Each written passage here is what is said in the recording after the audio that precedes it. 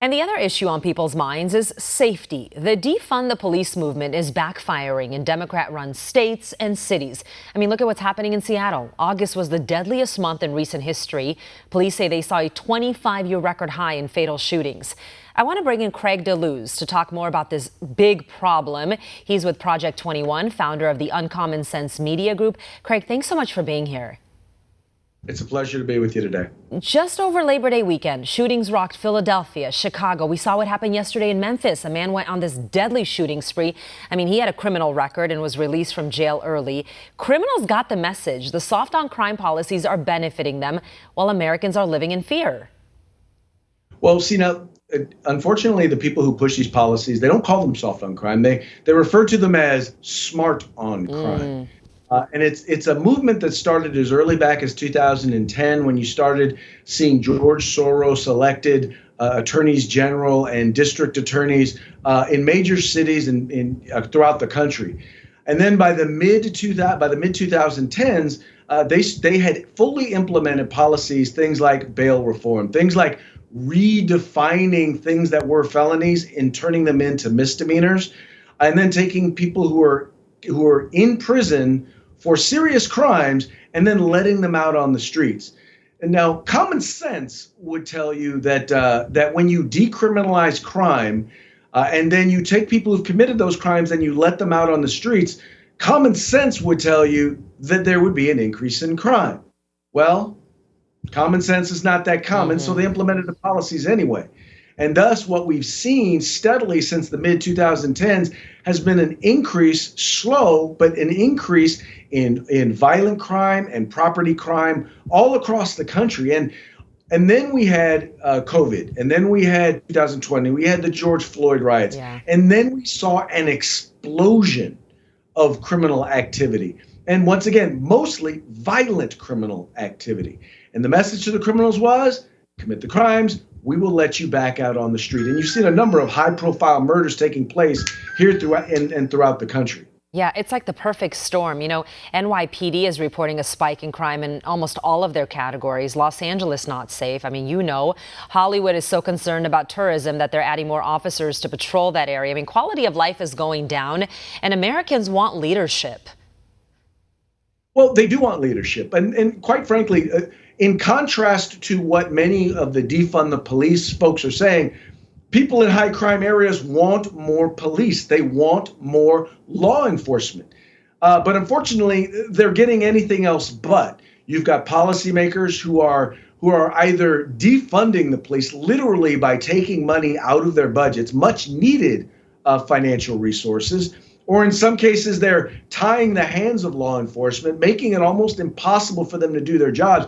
In some cases, you have officers who could lose not just their job, but they could lose their pension and lose their freedom and go to jail simply for doing their jobs. And this, by the way, has led to massive retirements and people quitting in law enforcement all across the country. There, just about every major city in these United States is having a hard time finding and recruiting and finding law enforcement officers, let alone quality law enforcement officers. Well, people don't want to see their lives completely destroyed, their families' lives. We saw what happened. I mean, following George Floyd's death, defund the police movement sprang up. So many people were saying, no, this is a bad idea. I know you were one of them.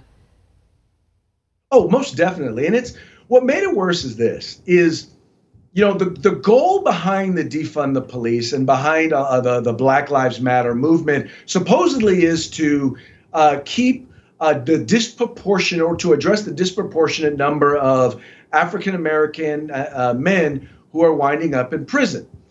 But here's the thing, and crime statistics will tell you that people tend to victimize their own.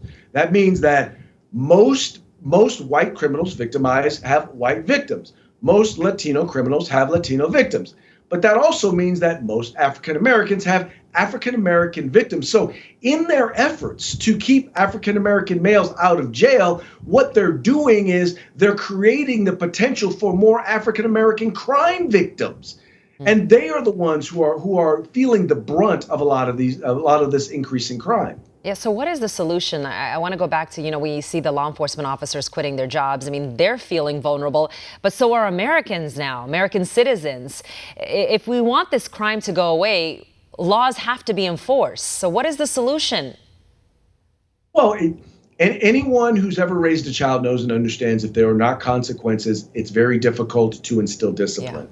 And so what we have to do is, number one, it's time to refund the police. Yes. And when I say refund, I mean we need to make sure that law enforcement doesn't just have the resources that they need to be on the streets and do what they need to do on the streets.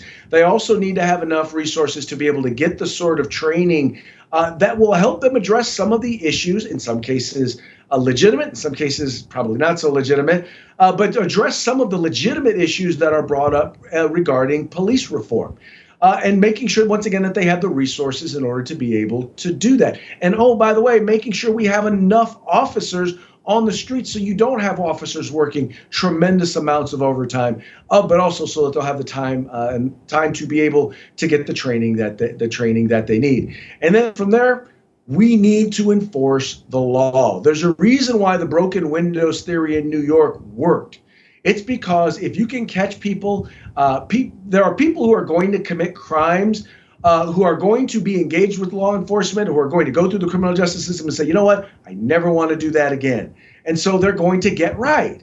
But then there are people who are going to be habitual criminals who, if you don't deal with them with the small crimes, they will eventually commit bigger and bigger crimes until they are removed from society and not allowed to commit those crimes any longer. So we've got to take that step. We've got to be committed to the idea of criminal justice. And criminal justice means you commit a crime, you pay the price.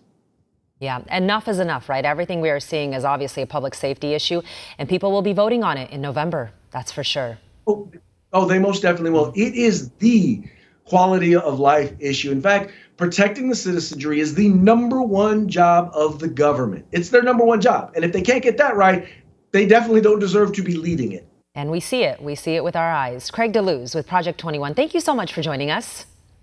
Once again, it was a pleasure. Thank you.